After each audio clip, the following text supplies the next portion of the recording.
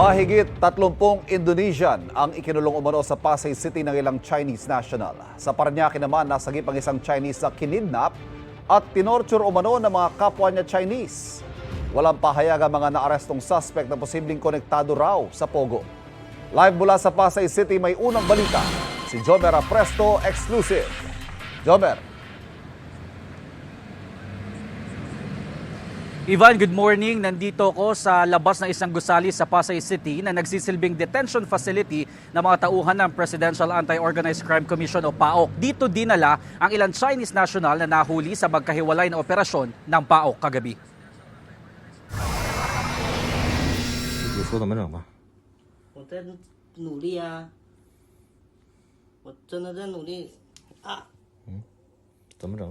Isang confidential informant ang nagpadala ng videong ito sa mga tauhan ng Presidential Anti-Organized Crime Commission o PAOK. Kinidnap at tinorture umano ng dalawang Chinese national ang lalaki sa video na isa ring Chinese. Makalipas ang ilang saglit, natunto ng mga otoridad ang biktima na dinala sa isang mamahaling condo unit sa Parañaque City. Tadtad ng pasa at bali sa katawan ang nirescue'ng Chinese.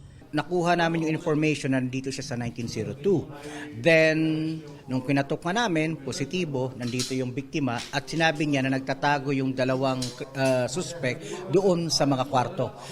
Nahuli naman ang isang suspect na siyang pinaniniwala ang may hawak ng baril sa video. Sa kuhang ito, puwersahan ng binuksan ng mga tauhan ng PAOK ang kwartong ito kung saan nagtatago ang isa pang suspect.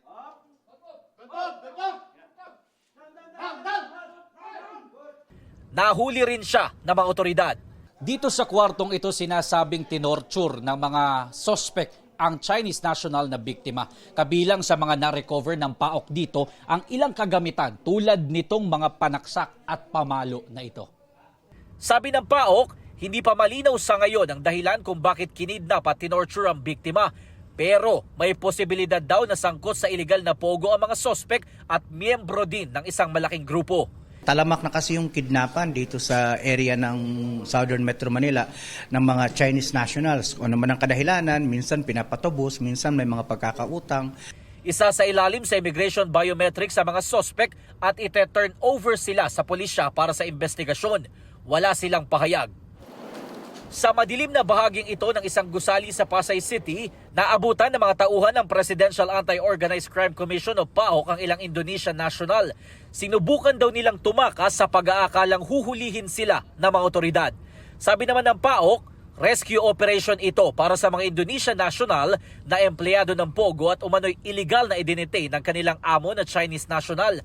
Sa pilitan daw kinuha ang kanilang mga passport para hindi sila makabalik sa kanilang bansa. May natanggap kasi kaming report na mayroong mga Indonesians that are being held against their will dito. At nakipagbigay-ugnayan kami agad doon sa Indonesian Embassy. So, dumating po yung Interpol. Sa kabuuan, umabot sa 34 na Indonesian ang nasagip sa operasyon habang dalawang Chinese ang naaresto. Isa sa kanila ay pinaniniwalaan na dating miyembro ng People's Liberation Army at tumatayong boss ng mga nasagip na dayuhan. Kasi may uniforme siyang pinakita na naka People's Liberation Army. Dati siyang may kaso ng kidnapping at meron siyang warrant of arrest for kidnapping. Ngayon, pinakita niya na dismiss na raw yung kaso niyang yon.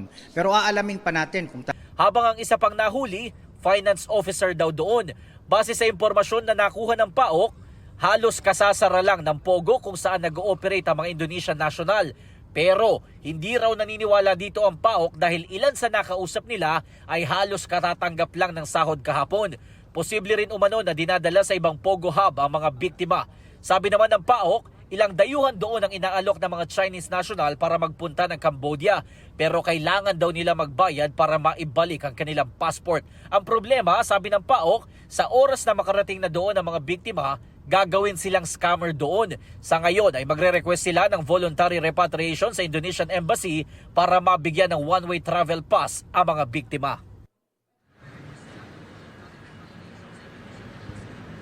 Ivan, patuloy pa na inaalam ng mga otoridad ang background ng mga Chinese national na nahuli sa magkahiwalay na operasyon ng PAOK kagabi. At yan ang unang balita mula dito sa Pasay City. Ako po si Jomer Apresto para sa GMA Integrated News. Kapuso, huwag magpapahuli sa latest news and updates. Mag-iuna ka sa balita at mag-subscribe sa YouTube channel ng GMA Integrated News.